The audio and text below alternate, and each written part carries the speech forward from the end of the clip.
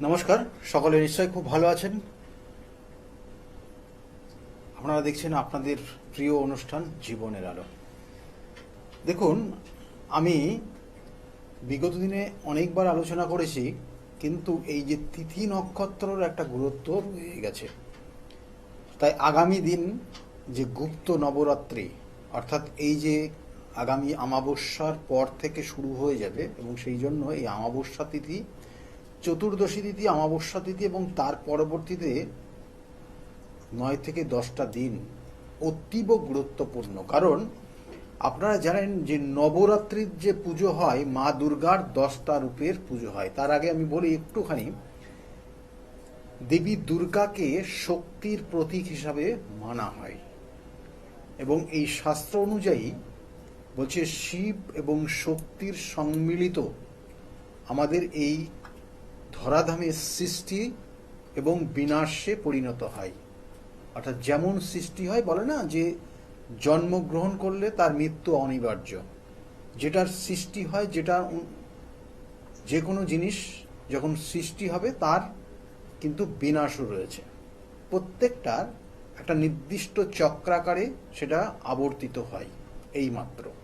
সেই জন্য এখানে যে বিশেষ করে তার জন্য বলা হয় যে শিব এবং মা পার্বতী, মা অথবা মা দুর্গাকে একটা শক্তির প্রতীক হিসাবে এখানে কিন্তু গণ্য করা হয়। তিনি প্রকৃতির কিন্তু কে ইঙ্গিত করেন, তিনি প্রকৃতির সমস্ত জায়গাগুলোকে, প্রকৃতির সমস্ত বিষয়গুলোকে ইঙ্গিত করেন। সেই জন্য দেবী দুর্গাকে শক্তির প্রতীক হিসাবে মেনে এই দেবী এই আরাধনায় আমরা নির্দিষ্ট বছরের বিভিন্ন সময় বিভিন্নভাবে মাকে আরাধনা করে থাকি, বিভিন্নভাবে করে থাকি। এবং তার মধ্যে অতীব গুরুত্বপূর্ণ যেটা নবরাত্রি। অর্থাৎ আমাদের এই সারা বছরে দেখবেন কোথাও 5টা থেকে 6টা নবরাত্রি পালিত হয়, এবং এই নবরাত্রিগুলোর এক একটা নবরাত্রির এক এক রকমের গুরুত্ব রয়েছে। যেটা শারদীয়ার নবরাত্রি অতীব গুরুত্বপূর্ণ, যেমন যে সময় মহিষাসুরকে বধ করা হয়েছিল, যে নির্দিষ্ট তিথি, যে সময় কিন্তু একটা গুরুত্বপূর্ণ তিথি বলে পরিচালিত হয়েছিল, এবং সেগুলো প্রত্যেকটা শাস্ত্রের লিপিবদ্ধ রয়েছে। তাই এই নির্দিষ্ট তিথিগুলোর যেমন গুরুত্ব রয়েছে, তার সঙ্গে সঙ্গে এই নবরাত্রির আরও নির্দিষ্ট কিছু রয়েছে, যেটা চৈত্র নবরাত্রি। আপনারা জানেন চৈত্র মাসে একটা নবরাত্রি পালন হয়, এবং সেটাও কিন্তু অতীব গুরুত্বপূর্ণ। কিন্তু আরও নবরাত্রি অনেক কটা রয়েছে, তার মধ্যে আর দুটো নবরাত্রি রয়েছে, সেটা হচ্ছে গুপ্ত নবরাত্রি। এই গুপ্ত নবরাত্রি এবং শারদীয়া বা চৈত্র নবরাত্রির মধ্যে কিছু ডিফারেন্ট, অর্থাৎ কিছু পার্থক্য আছে। পার্থক্য তো অবশ্যই রয়েছে, কিন্তু এই নবরাত্রিতে, যেটা গুপ্ত নবরাত্রিতে যেটা পালিত হয়, মা দুর্গার বা মা সতীর 10 অবতারকে পূজিত হন, অর্থাৎ তিনি এখানে। এমনি নবরাত্রিতে মা দুর্গার 9টা রূপের পুজো হয়, কিন্তু এই সময় মা সতীর, অর্থাৎ তার 10টা রূপ, যে রূপ তিনি প্রথম প্রকাশ করেছিলেন মহাদেবের সামনে তার পিতৃগৃহে যাওয়ার বিষয় নিয়ে, যখন তিনি বাধা দিচ্ছিলেন। কারণ তার পিতৃগৃহে সেখানে যে হোমযজ্ঞ আয়োজন করেছিলেন তার পিতা, সেই পিতার সেই হোমযজ্ঞে যাতে না যেতে পারে পার্বতী বা সতী, সেক্ষেত্রে কিন্তু স্বয়ং শিব তাকে বাধা দিয়েছিলেন, এবং তখন তার থেকে অনুমতি আদায় করার জন্য কিন্তু তিনি তার 10টা রূপের সেখানে তাকে ঘিরে ফেলেছিলেন, 10টা রূপ দিয়ে। এবং এটা তো একটা গুরুত্বপূর্ণ জায়গা রয়েছে। এই নবরাত্রিতে, অর্থাৎ এই গুপ্ত নবরাত্রিতে যেটা হয়, এই 10 রূপের পুজো হয়, অর্থাৎ 10 মহাবিদ্যার পুজো হয়। এই গুপ্ত নবরাত্রির সব থেকে গুরুত্বপূর্ণ সাধকদের জন্য। এই গুপ্ত নবরাত্রিতে তারা সাধনা করেন, বিভিন্ন ক্রিয়া করেন, বিভিন্ন প্রয়োগ করেন, এবং তার দক্ষতা অনুযায়ী তিনি সেইভাবে প্রয়োগগুলো করে থাকেন, এবং সেটা তার নির্দিষ্ট স্থান, কাল, পাত্র, বিশেষ বিশেষ ক্ষেত্র রয়েছে। আমি আলোচনা করব কোন কোন সমস্যাগুলোর সমাধান হয়, কিভাবে হয়, তার বিস্তারিত আলোচনা। কারণ এই মাঘ মাস এবং আষাঢ় মাস বা শ্রাবণ মাসের প্রথমের দিকে এই গুপ্ত নবরাত্রি হয়, বছরের দুটো। এই গুপ্ত নবরাত্রি কেন নাম দেওয়া হলো, এটার পিছনেও কিন্তু গুরুত্ব রয়েছে। গুপ্ত নবরাত্রি একটা জিনিস যেটা ইঙ্গিত রয়েছে বা শাস্ত্রে যেখানে রয়েছে, সেখানে বলা হচ্ছে যে এটা অবশ্যই গুপ্তভাবেই এই নবরাত্রি পালন করা হয়। দেখবেন অন্য নবরাত্রি যেমন ঘট স্থাপন করে নির্দিষ্টভাবে তার উপর চুন্নি চাপিয়ে বিভিন্ন যে অ্যারেঞ্জমেন্ট করা হয়, আয়োজনগুলো করা হয় সকলের সম্মুখে, এটা একটু আলাদা। কারণ এই নবরাত্রি অনেকেই জানেই না এই সময় এই নবরাত্রিটা হয়, এবং এই নবরাত্রির গুরুত্ব মহত্ব রয়েছে। এবং সেই জন্য বলা হচ্ছে দেবী দুর্গার শক্তির প্রতীক হিসাবে সেই যে গুরুত্ব, এবং সেই সঙ্গে সঙ্গে এই নবরাত্রিটা বলছে যে কেন গুপ্ত নবরাত্রি হলো একটু বলে দিই। শাস্ত্র বলছে একটা নির্দিষ্ট জায়গায়, বলছে ঋষি সিংহী, এই শৃঙ্গী তিনি ভক্তদের সঙ্গে বিভিন্ন শাস্ত্র নিয়ে আলোচনা করছেন একটা বনের মধ্যে। এই মতো অবস্থায় এক নারী, তিনি অবশ্যই সধবা, এবং সেই সধবা নারী সেখানে বিভিন্নভাবে অত্যাচারিত হয়েছে তার সংসারের যারা ছিলেন, সেক্ষেত্রে স্বামী থেকে শাশুড়ি মা, শ্বশুর মশাই বা পরিবারের অন্যদের কাছ থেকে অত্যাচারিত হয়ে তিনি ছুটতে ছুটতে একটা দিশাহীন, অর্থাৎ তার কোনো নির্দিষ্ট কোনো স্থান নেই কোথায় যাবে। কারণ দেখুন, বর্তমান সমাজ ব্যবস্থার সঙ্গে আগামী বিগত দিনের সমাজ ব্যবস্থার অনেক পার্থক্য। যারা এই মুহূর্তে রয়েছেন, যাদের বয়স মোটামুটি 60 পার করে গেছে, তারা জানেন যে তাদের বিবাহিত জীবনের প্রথমের দিকে কিভাবে তাদেরকে চলতে হয়েছিল, অর্থাৎ সেই সমাজের ক্ষেত্রে কতটা তাদেরকে সহ্য করতে হয়েছিল। অর্থাৎ আপনি আজকের থেকে 30 বছর, 35 বছর, 40 বছর যদি পিছিয়ে যান, সেই সময় যে বিবাহ হতো, এবং তারপরেও তার আগেও যদি যান, আরও আগেই যান, তাহলে তারা বুঝতে পারবেন যে বিবাহ একটা নির্দিষ্ট কি বয়সী বিবাহ হতো মেয়েদের, এবং তারপরে তাদেরকে শ্বশুর বাড়িতে গিয়ে কি ধরনের কর্ম করতে হতো, এবং কিভাবে তাকে কি কি বিষয় মেনে চলতে হতো। যারা এই সময় এই মুহূর্তে টিভির সামনে বা আমার এই প্রোগ্রামটা দেখছেন, ওই বয়সের যারা মেয়েরা রয়েছেন, তারা, মেয়েরা বলতে এখানে যারা বৃদ্ধা হয়ে গেছেন, 60 বছরের পার হয়ে গেছে, 70 বছর এরকম বয়সের মধ্যে চলছেন, তারা কিন্তু এই বিষয়টা অনুভব বা উপলব্ধি করেছেন।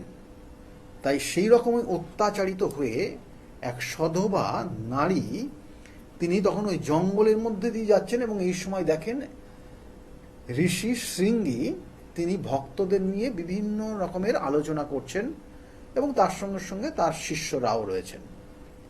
এবং সেই শৃঙ্গীর কাছে সেই স্ত্রী লোকটি যখন যান, গিয়ে বলেন যে আমার কি উপায় আছে, আমি কি করলে আমি এখান থেকে আমার শ্বশুর বাড়ির অত্যাচার থেকে নিজেকে ভালো জায়গায় রাখতে পারবো, আমি ভালো থাকতে পারবো।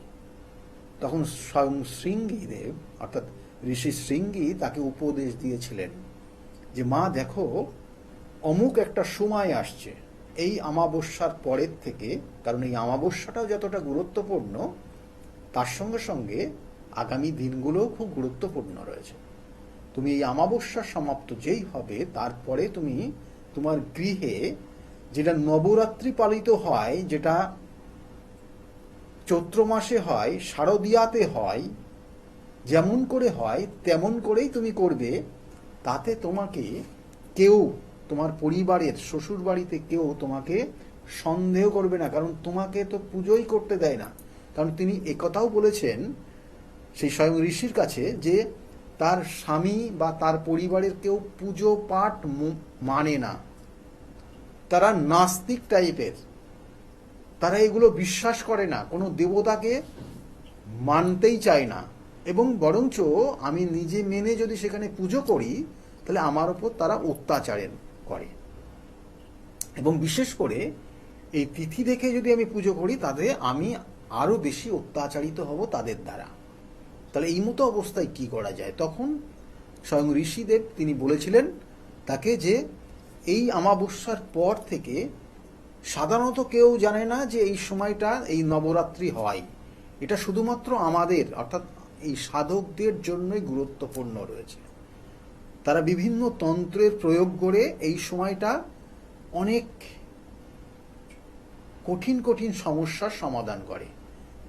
তুমি এক কাজ করো, তুমি তোমার পিতৃগৃহে অর্থাৎ তুমি তোমার স্বামীর গৃহে ফিরে যাও, স্বামীর গৃহে গিয়ে যেমন নবরাত্রির পুজো হয় সেইভাবে ঘট বসিয়ে এবং এই নির্দিষ্ট ক্রিয়াটা করো, কারণ তারা জানতে পারবে না এটা নবরাত্রি উপলক্ষে তুমি পুজো করছো। এবং তুমি তোমার আশা আকাঙ্ক্ষা যেগুলো মনস্কামনা সেগুলো তুমি সেটা প্রতিদিন একটা নির্দিষ্ট সময় মেনে সেই ঘটের সামনে বসে সেই ক্রিয়াগুলো সেই মন্ত্রগুলো বলতে থাকো এবং তুমি তোমার মনস্কামনা চাও। স্বয়ং মা দুর্গা এখানে তোমাকে তোমার এই আশীর্বাদ দিলে পারে তুমি সেখান থেকে মুক্ত হবে। এবং এর সঙ্গে সঙ্গে আর কি হবে আর বলে দিলেন যে এর সঙ্গে সঙ্গে তোমার পরিবারের যে পাপ করেছে বা তোমার স্বামী যে পাপ কর্মে লিপ্ত হয়েছে যার কারণে তোমার ওপর বিভিন্ন ধরনের অত্যাচার করছে এবং তার সঙ্গে সঙ্গে তার জীবনের কোনো উন্নতি হতে চাইছে না, সমস্ত ক্ষেত্রে তার জীবনের বাধা তৈরি হচ্ছে এবং তার জীবনের বাধা তার অবনতির, তার জন্য তুমি দুঃখ পাচ্ছ, তুমি কষ্ট পাচ্ছ, তার সমস্যার জন্য তুমি সমপরিমাণে ব্যথিত হচ্ছ, কিন্তু সে সেটা বুঝতে পারছে না। কারণ আগামী অর্থাৎ বিগত দিনের নারীদের কিন্তু এই জায়গাটাই ছিল। কারণ আজকে আমি বলছি কেন, কারণ 60 বছর পিছিয়ে যদি যান, 70 বছর পিছিয়ে যদি যান, তাহলে সেখানে সেই সময় যদি বিবাহ যাদের হয়েছে, যাদের এখন বয়স 60-70, তারা ভালো করেই বুঝতে পারছেন তখন কিন্তু তাদেরকে বলে দেওয়া হতো যে স্বামীর উন্নতি তাদের উন্নতি। সেই জন্য তাদের হাতের বাঁ হাতটা দেখা হতো, প্রত্যেকের জীবনের ডান হাতই হচ্ছে তাদের কর্মহাত, আর বাঁ হাতটা যেটা নিয়ে জন্মগ্রহণ করে সেই জন্য তার বাঁ হাতটা এই জন্য দেখা হতো, সেই বাঁ হাতটা হচ্ছে তার স্বামীর হাত, তার জীবনের কি পরিণতি হবে সেই জন্য তার স্বামীরকেই কিন্তু বেশি গুরুত্ব দেওয়া হতো মেয়েদের ক্ষেত্রে। স্বামীর উন্নতি মানে মেয়ের অর্থাৎ তার সেই বউয়ের বা তার স্ত্রীর উন্নতি, এটা মানা হতো। সেগুলোর অনেক পরিবর্তন হয়েছে। সেই জন্য বলা হচ্ছে যে স্বামীর ক্ষেত্রে স্বামীর অবনতি, স্বামীর পাপ, স্বামীর সর্বক্ষেত্রে সমস্যা, সেটা তোমারই সমস্যায় আসছে। সেই জন্য তুমি যদি এইভাবে ঘট স্থাপন করে এই নবরাত্রিটা উদযাপন করে সঠিক পুজো পাঠ করো নিষ্ঠার সঙ্গে, তাহলে দেখবে তোমার এই যে তুমি যে আশীর্বাদ পাবে মায়ের কাছে, সেই আশীর্বাদ তোমার স্বামীর ওপর বতরাবে এবং সেই স্বামী তোমার থেকে অর্থাৎ সেই স্বামী তার পাপ থেকে সে মুক্ত হতে পারবে। এইভাবে স্বয়ং ঋষিদেব সেই স্ত্রীকে অর্থাৎ যিনি রাগ গড়ে মর্মাহত হয়ে বনের মধ্যে দিয়ে অন্য একটা উদ্দেশ্যবিহীন জায়গায় রওনা দিয়েছিলেন, তাকে আবার ঘুরিয়ে তার শ্বশুর বাড়িতে বা স্বামীর গৃহে পাঠিয়েছিলেন এবং তিনি সেটা করেছিলেন। তারপরে গিয়ে কিন্তু তার সপরিবারের সুস্থতা এবং তার স্বামীর অনেক উন্নতি হয়েছিল এবং স্বামীর সঙ্গে সেই স্ত্রী অর্থাৎ তাদের দুজনের মধ্যে খুব সুসম্পর্ক হয়েছিল এবং তার সংসারের একটা বন্ধন, সুন্দর একটা বন্ধন এসেছিল, তাতে তার পরিবারের সকল মানুষই তার সঙ্গে সমমর্যাদায় এবং সমমতে কিন্তু চলত। তাহলে এইটা এতটাই গুরুত্বপূর্ণ। কেন, কি হয় এখানে?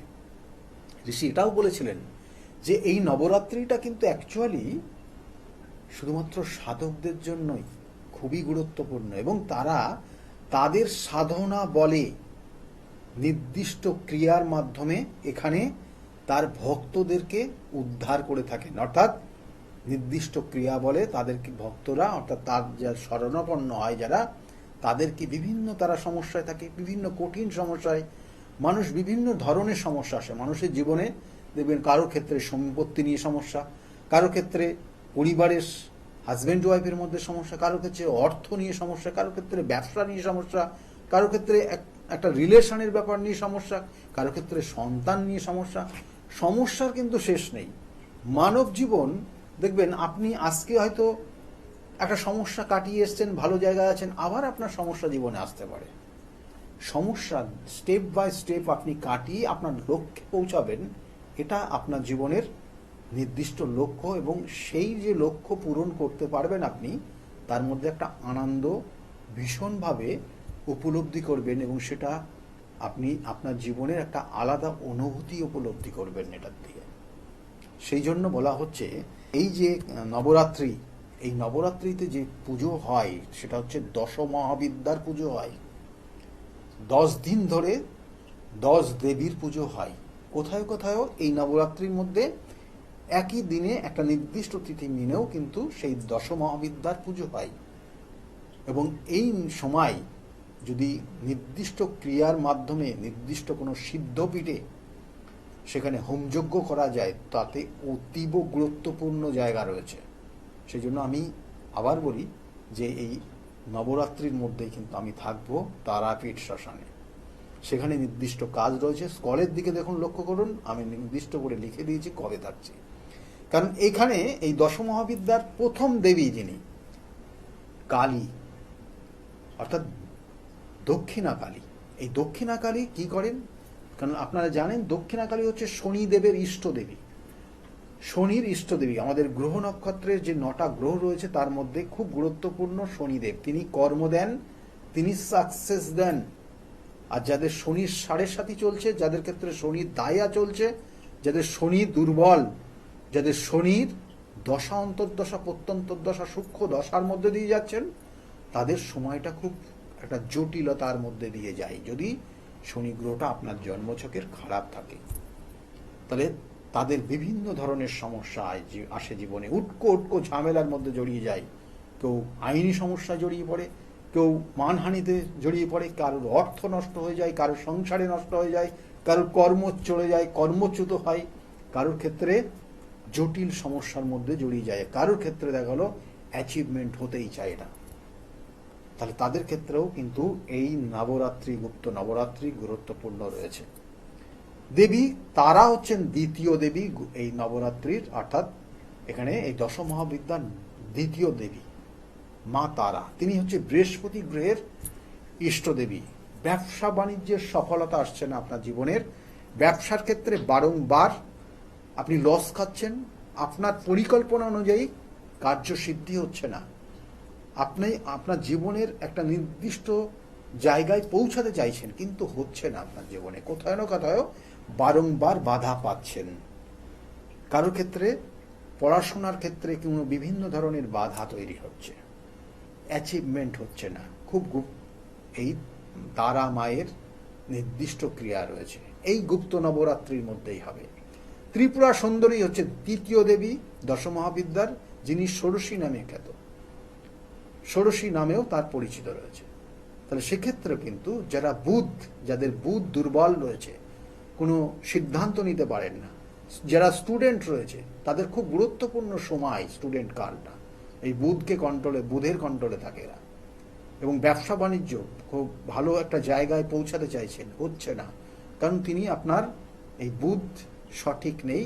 আপনি অ্যাচিভমেন্ট এবং তার সঙ্গে সঙ্গে অ্যাপ্লিকেশন সঠিকভাবে করতে পারছেন না। তার জন্য আপনার এই মা ত্রিপুরা সুন্দরী বা ষোড়শী মাতার পুজো এই গুপ্ত নবরাত্রিতে করা হয়।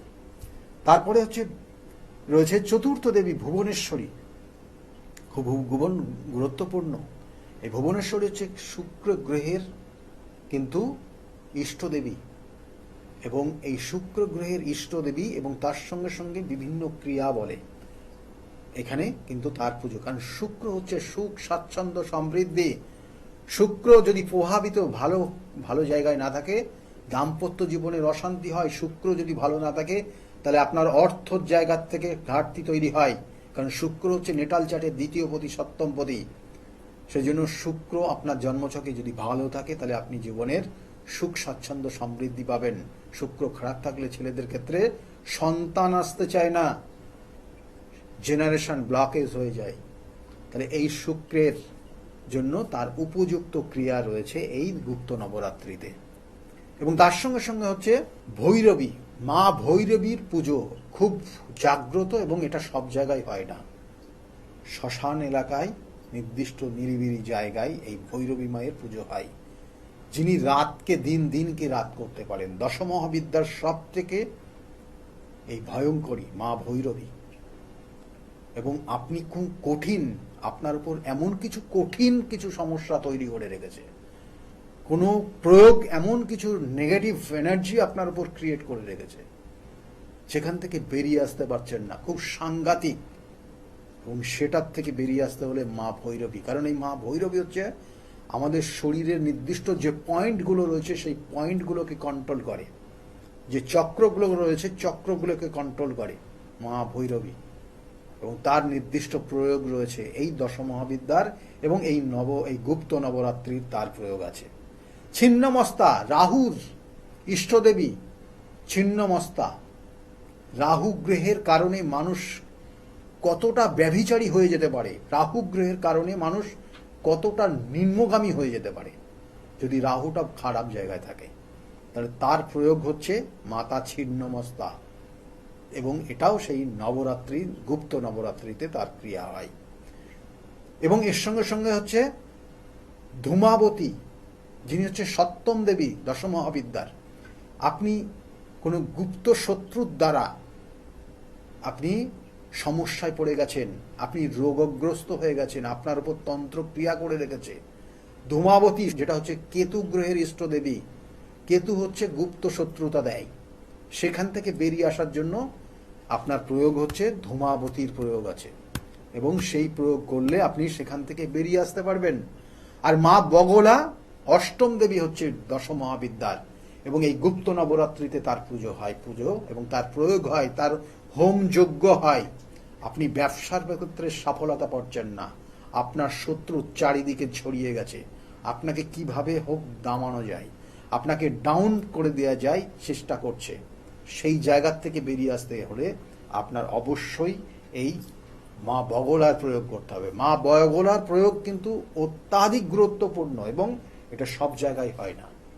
এবং সেই বগলা মায়ের প্রয়োগ আপনার সফলতা দেয়, একটা জীবনের প্রতিষ্ঠা পাওয়ার ক্ষেত্রে, খুব ভালো জায়গায় নিয়ে যাওয়ার ক্ষেত্রে মা বগলার অতীব গুরুত্বপূর্ণ। কারো ক্ষেত্রে মাঙ্গলিক দোষ রয়েছে, বিবাহিত জীবনের কারো ক্ষেত্রে সমস্যা রয়েছে, বিবাহ হতে চাইছে না কারোর, সেই মাঙ্গলিক দোষের কারণে বা শত্রুতার কারণে, সেক্ষেত্রে বগলার প্রয়োগ অতীব গুরুত্বপূর্ণ। কারো ক্ষেত্রে দেখা গেল চাকরি হচ্ছে না, রবি গ্রহটা পীড়িত হয়ে গেছে, মান সম্মান হানি হচ্ছে। রবি হচ্ছে আমাদের জীবনের নাম যশ খ্যাতি প্রতিপত্তি দেয়, সেই রবি গ্রহের ইষ্ট দেবী হচ্ছেন মাতঙ্গিনী মা দশমহাবিদ্যার, তিনি হচ্ছেন নবম দেবী।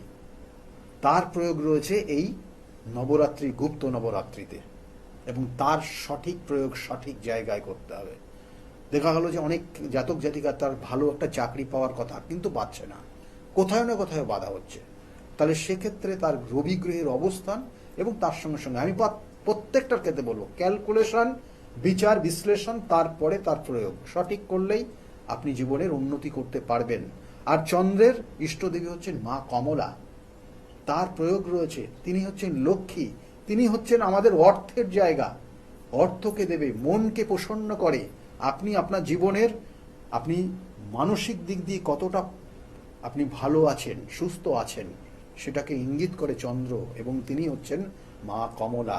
তার প্রয়োগ রয়েছে এই দশমহাবিদ্যার প্রয়োগ, তিনি দশম দেবী, এবং ইনি হচ্ছেন গুপ্ত নবরাত্রির একটা অতীব গুরুত্বপূর্ণ দেবী, এবং তার প্রয়োগ রয়েছে এই গুপ্ত নবরাত্রিতে। সেই জন্য তিথি নক্ষত্র অতীব গুরুত্বপূর্ণ সর্বক্ষেত্রে। তাই আমি বারবার বলি, প্রতিকার প্রতিবিধান এবং সঠিক গাইডলাইন জীবনকে পরিবর্তন করতে পারে। সেই জন্য বিগত দিনে বহু মানুষ তারা প্রতিকার প্রতিবিধান নিয়ে আজকের জায়গায় দাঁড়িয়ে ভালো রয়েছে। তাদের মুখ থেকে শুনুন তারা কতটা ভালো রয়েছে আজকের জায়গায় দাঁড়িয়ে। শুনতে থাকুন। সকলে খুব ভালো থাকবেন। আগামী দিনগুলো যাতে প্রত্যেকের খুব শুভ হোক, এই শুভকামনা রইল।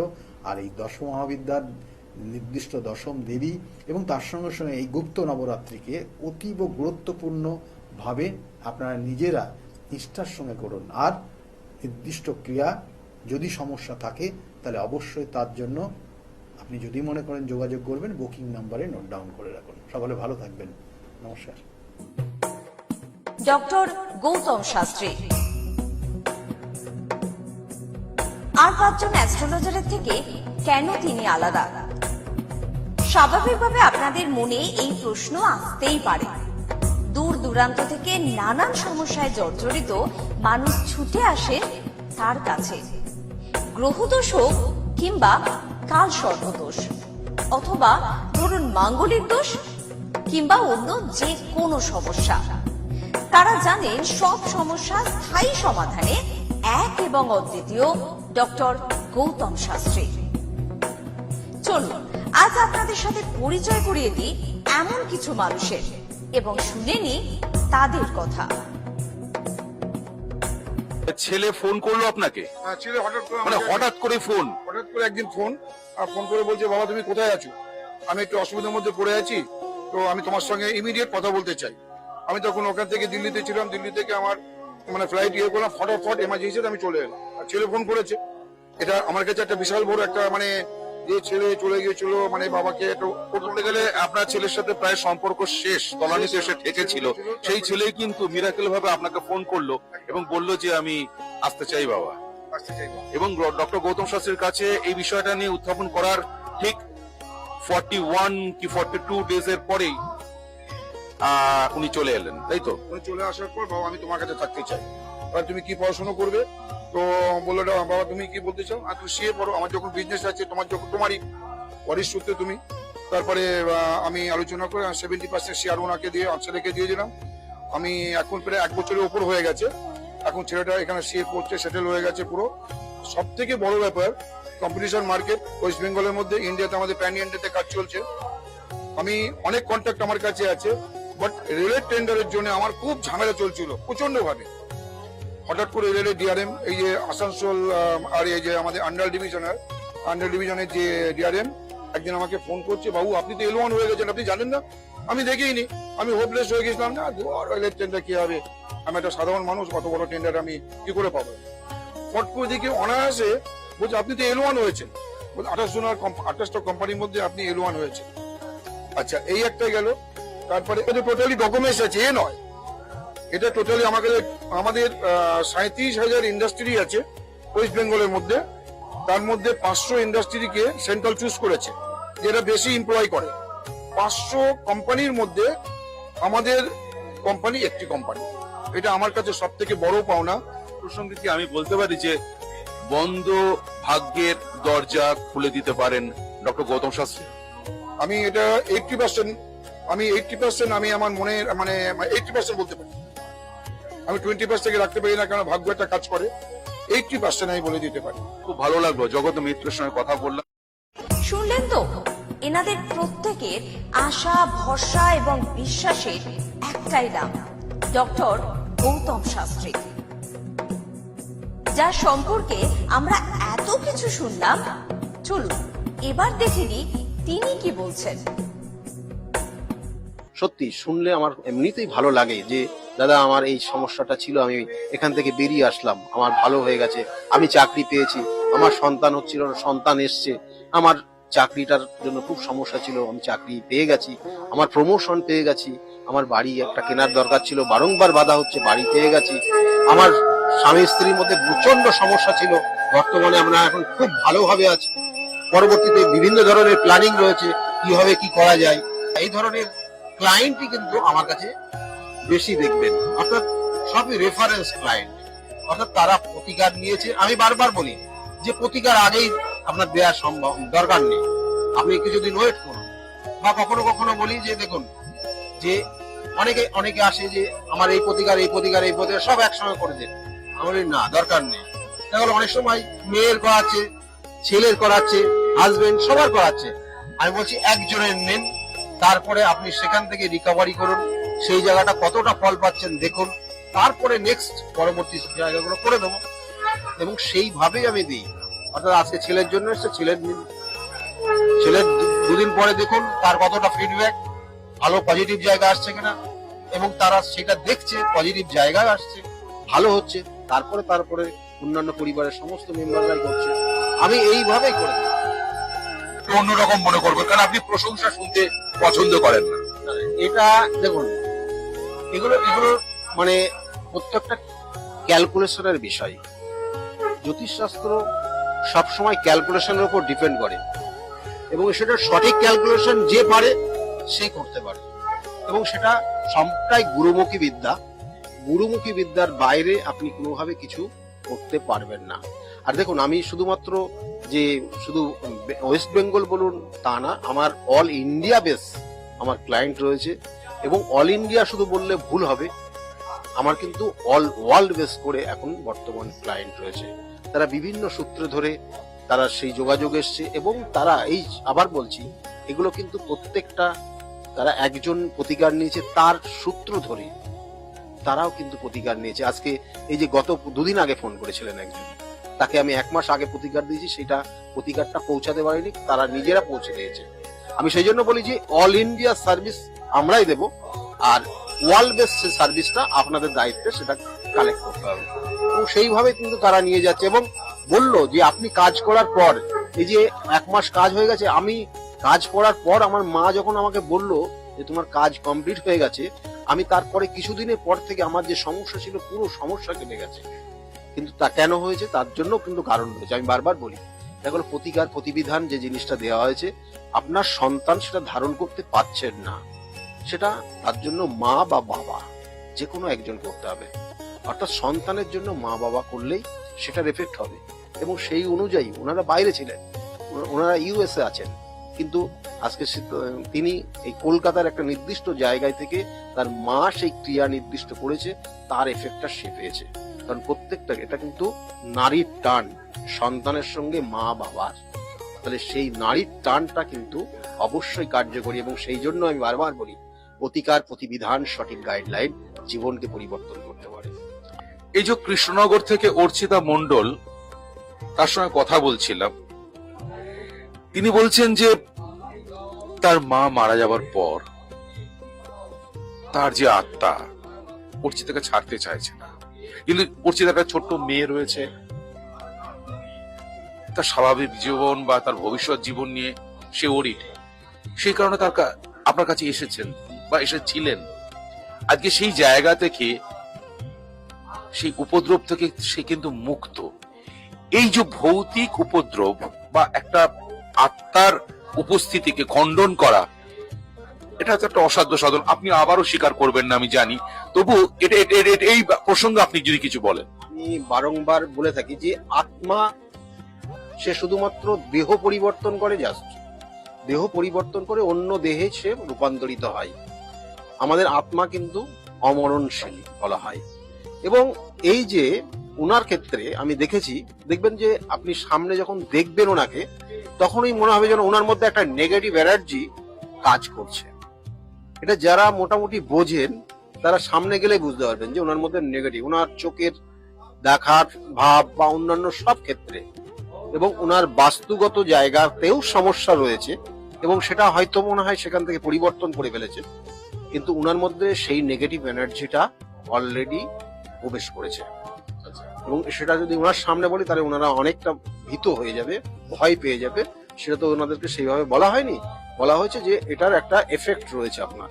তা সেই অনুযায়ী আজকের যে আপনারা দেখলেন যে ওনার আজকে এই নির্দিষ্ট তিথিতে কাজ করা হলো, এবং এই নির্দিষ্ট তিথিতে কাজ করে ওনারা ওই জায়গা থেকে বেরিয়ে আসলেন।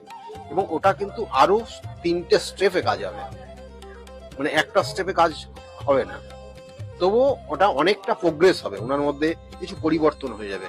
ওনার যে সমস্যা, অনেক সময় এই ধরনের নেগেটিভ এনার্জি যার মধ্যে ক্রিয়েট হয়, তার সর্বপ্রথম ঘুম হয়ে যায়, বন্ধ হয়ে যায়, ঘুম ঠিক মতো হয় না, পায়ের নখের প্রবলেম হয়, জয়েন্টে প্রবলেম হয়, শারীরিক যে নির্দিষ্ট নিয়মাবলীগুলো রয়েছে আমাদের শরীরের, সেইগুলো কোথাও না কোথাও ব্রেক করে যায়। তাহলে এগুলো আপনারা বুঝবেন। তাহলে এবং খাওয়া দাওয়া অনেক সময় এদের ক্ষেত্রে কিন্তু কম হয়ে যায়, আবার কথায় কথায় এরা রেগে যায়, এটা ওনার মধ্যে রয়েছে।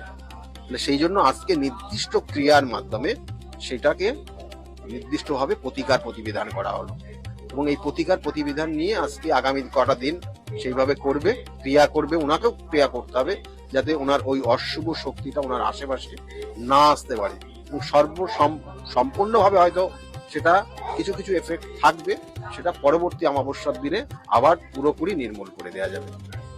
আরেকজন ভদ্রমহিলার সঙ্গে কথা বলছিলাম, তিনি বললেন যে আমার মেয়ের চাকরি এবং চাকরি পাওয়ার পর তার প্রমোশন, সেটা কিন্তু স্যারের হাত ধরেই হয়েছে।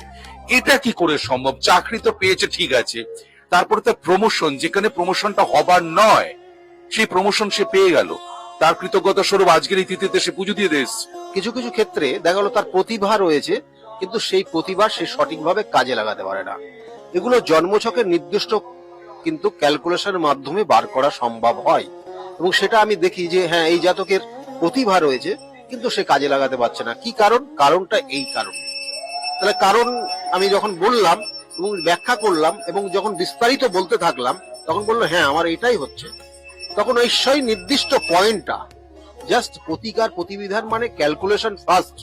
অর্থাৎ আপনি যখন রোগ এর জন্য কোনো ডাক্তারের কাছে ট্রিটমেন্টে যান, তখন সর্বপ্রথম যিনি ডাক্তার, তিনি কিন্তু ডাক্তারবাবু কিন্তু সর্বপ্রথম একটা টেস্ট করেন, যে টেস্টের মাধ্যমে সেটা কনফার্ম হন যে এই রোগটা ওনার মধ্যে রয়েছে কি না। এবং টেস্টে যখন রিপোর্ট আসে হ্যাঁ, তার মানে তখন তারপরে তার উপরে কিন্তু সঠিক মেডিসিন দেন।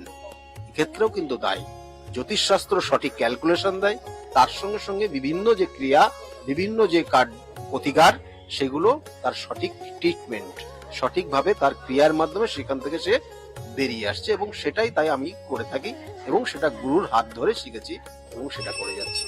ক্যালকুলেশনটা আগেই আপনাকে শিখতে হবে, জানতে হবে, বুঝতে হবে, এবং গুরুর কৃপা আপনার ওপর, সেই গুরুর আশীর্বাদ আপনাকে থাকতে হবে।